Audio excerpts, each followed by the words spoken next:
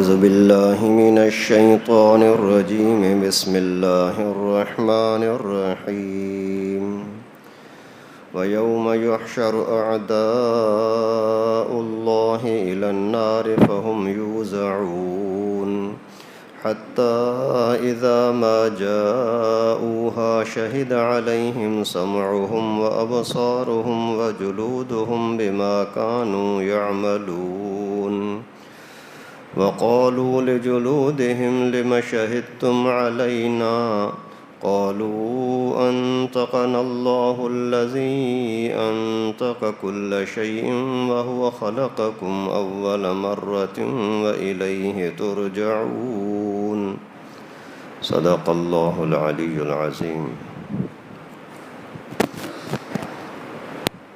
یہاں سورہ حامیم سجدہ کا تیسرا رکوع شروع ہو رہا ہے۔ اللہ تبارک و تعالی نے یہاں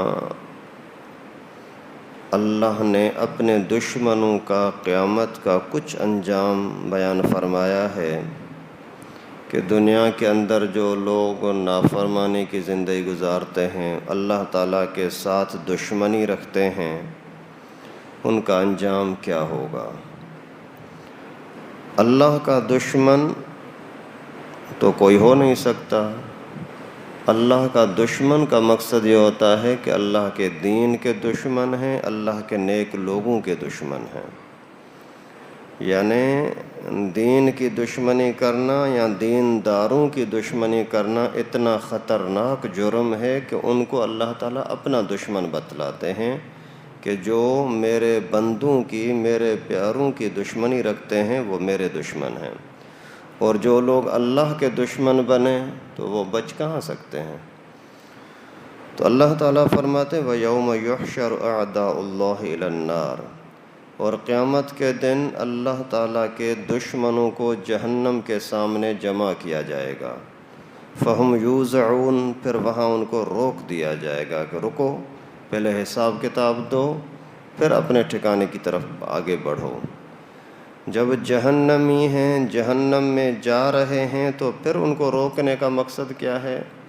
تاکہ ان کو خود بھی تسلی ہو جائے کہ واقعی ہم جو جہنم میں جا رہے ہیں کوئی ناانصافی نہیں ہو رہی، کوئی ظلم نہیں ہو رہا، ہم واقعی اسی لائق ہیں کہ ہمیں یہاں پھینک دیا جائے۔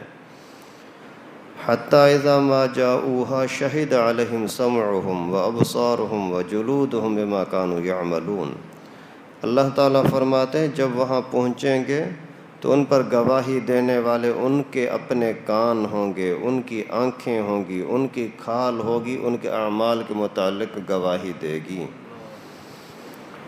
وَقَالُوا لِجُلُودِهِمْ، اور یہ لوگ حیران ہو کر کے اپنی کھال سے کہیں گے، اپنے اعضاء سے کہیں گے لِمَ شَهِدتُّمْ عَلَيْنَا، تم نے ہمارے خلاف گواہی کیوں دی؟ قَالُوا أَنطَقَنَا اللَّهُ الَّذِي أَنطَقَ كُلَّ شَيْءٍ، تو وہ اعضاء بولیں گے، کھال بولے گی کہ ہمیں اس رب نے بات کرنے کی طاقت دی ہے جس نے ہر ایک کو بات کرائی ہے۔ وَهُوَ خَلَقَكُمْ أَوَّلَ مَرَّةٍ، اسی اللہ نے تو پہلی مرتبہ بھی تمہیں پیدا کیا تھا۔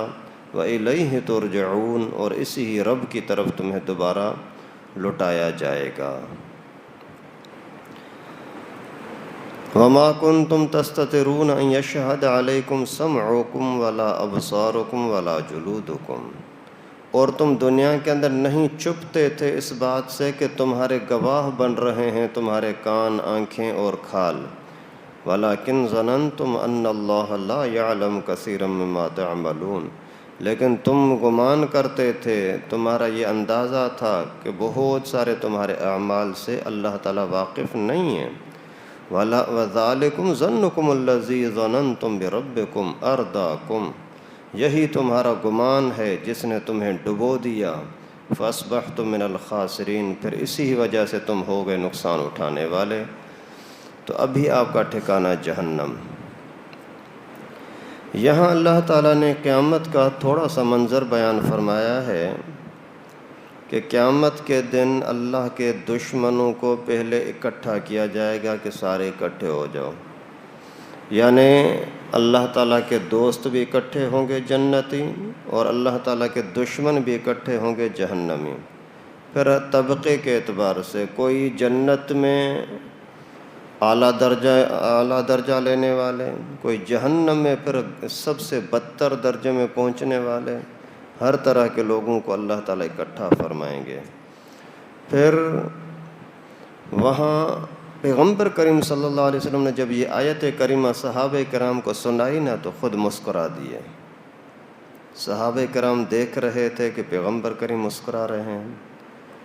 پھر رسول اللہ صلی اللہ علیہ وسلم نے خود پوچھا کہ آپ مجھ سے پوچھتے کیوں نہیں ہو میں کیوں مسکرایا؟ صحابہ کرام نے عرض کیا اللہ کے رسول آپ خود ہی بتا دیں۔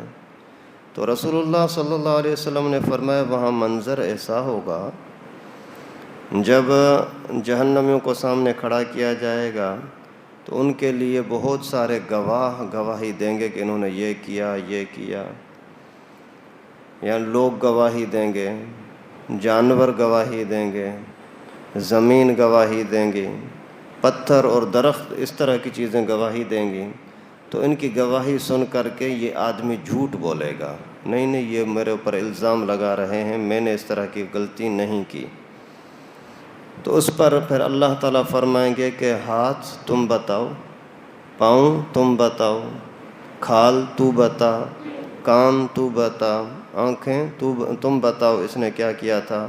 جب یہ اندر ہی سے گواہی شروع ہو جائے گی پھر حیران ہو جائے گا ابھی میں کس کا انکار کروں۔ تو پھر اس پر رسول اللہ صلی اللہ علیہ وسلم مسکرا دیا کہ انسان کہاں بھاگ سکتا ہے۔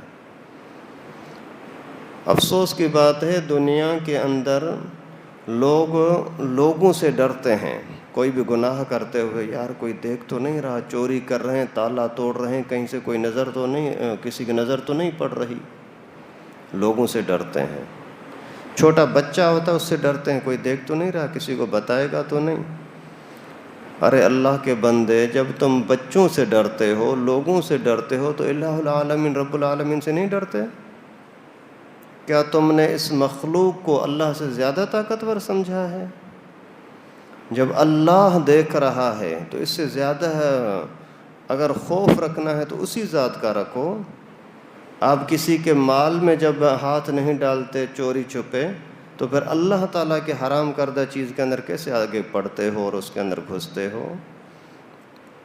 یہ ساری چیزیں آپ کے کھال، آپ کے ہاتھ پاؤں، یہ سارے آپ کے جاسوس ہیں، آپ کے چوکیدار ہیں، آپ کے ہر چیز پر نظر رکھ رہے ہیں کہ آپ کیا کر رہے ہو۔ اس کا سب کا پھر حساب کتاب بھی دینا ہوگا۔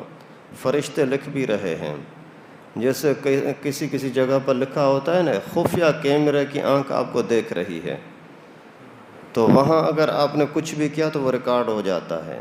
تو تمہارے یہ دائیں بائیں جو فرشتے بیٹھے ہیں وہ تمہارا ریکارڈ لکھ رہے ہیں۔ اس وجہ سے کوئی بھی کام کرنے سے پہلے یہ سوچا کریں کہ اللہ ناراض تو نہیں ہو جائے گا۔ اگر اللہ تعالیٰ ناراض ہو گیا تو پھر ہماری اس طرح سے پکڑ بھی ہو سکتی ہے۔ تو یہ حیران ہو کر کے پوچھیں گے کہ یہ آنکھ کیسے بات کر رہی ہے، کان کیسے بات کر رہے ہیں، کھال سے کیسے آواز آ رہی ہے۔ تو حیرت کے ساتھ پوچھیں گے تمہیں کیا ہوا، تم کیوں میرے دشمن بن گئے؟ تو بولیں گے ہم سے اللہ تعالیٰ نے بات کروائی ہے۔ جیسے دنیا کے اندر یہ گوشت کا لوتھڑا ہے زبان، اس کے اندر بولنے کی طاقت نہیں ہے، زبان تو گوشت ہے، گوشت کے اندر کیا صلاحیت ہے بات کرنے کی، لیکن اللہ تعالیٰ نے اس کو یہ طاقت بخشی ہے کہ یہی زبان بات کرتی ہے۔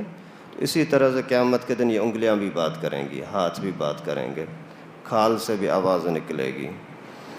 یہی زبان ہے دنیا کے اندر بہت سارے لوگوں کی زبان نہیں چلتی، گونگے بیچارے، جانوروں کو بھی یہی زبانیں ہیں لیکن بات نہیں کر سکتے۔ تو یہ زبان کا بات کرنا یہ اس کا اپنا کمال نہیں، یہ انسان کا کمال نہیں، یہ اللہ رب العالمین کی قدرت ہے۔ آگے پھر اللہ تعالیٰ نے فرمایا وَمَا كُنْتُمْ تَسْتَتِرُونَ أَن يَشْهَدَ عَلَيْكُمْ سَمْعُكُمْ وَلَا أَبْصَارُكُمْ۔ تم دنیا کی چیزوں سے تو چھپتے تھے، لوگوں سے تو چھپتے تھے، لیکن رب العالمین سے نہیں چھپتے تھے کہ تمہارے لیے گواہ مقرر کر دیے آنکھ اور کان اور کھال کی صورت میں، اور اسی ہی تمہارے گمان نے تمہیں ہلاک کر دیا۔ جو تم کہتے تھے کہ نہیں ذرے ذرے کا حساب کتاب تھوڑی ہوگا، سارا ریکارڈ اللہ تعالیٰ کے سامنے تھوڑی ہے، اس گمان کی وجہ سے تم ہلاک ہو گئے۔ جب آپ ہر وقت اللہ تعالیٰ کو یاد رکھو گے کہ میں جو کام کر رہا ہوں اللہ تعالیٰ دیکھ رہا ہے اور اس کا حساب کتاب ہوگا، تو پھر آپ کو عذاب سے بچنے کی، گناہ سے بچنے کی بھی توفیق ملے گی۔ حضرت عثمان غنی رضی اللہ تعالیٰ عنہ جب بھی قبر کا ذکر آتا تھا تو بہت روتے تھے۔ کسی نے پوچھا حضرت جہنم کے ذکر پر اتنا نہیں پریشان ہوتے، قبر کے ذکر پر اتنا پریشان ہوتے ہیں کیوں؟ فرمایا یہ پہلی منزل ہے، یہ پہلی منزل ہے، اگر یہاں بچ گیا تو آگے بھی بچ جاؤں گا، اگر یہاں نہیں بچ سکا تو آگے بھی بچنا ممکن نہیں۔ اس وجہ سے پہلے سے آپ تیاری کرو، اپنے وہم کے اندر، اپنے گمان کے اندر، اپنی دنیا کی مستی کے اندر مست نہ رہو، ہر چیز کو سوچ سمجھ کر کے کرو، کھانا ہو، پینا ہو، اٹھنا بیٹھنا ہو، دوستی ہو، دشمنی ہو، ہر چیز کے اندر پہلے سوچو کہ میں جو کچھ کر رہا ہوں یہ صحیح ہے یا غلط ہے۔ اللہ تبارک و تعالی سے دعا ہے کہ الہ العالمین ہم سب کو موت سے پہلے، قیامت سے پہلے موت کی، قیامت کی تیاری کرنے کی توفیق نصیب فرمائے۔ جو غلطی سے گناہ ہو جاتے ہیں اللہ پاک معاف فرمائے، آئندہ کرنے سے، گناہوں سے، غلطیوں سے بچنے کی توفیق نصیب فرمائے۔ وآخر دعوانا الحمد للہ رب العالمین۔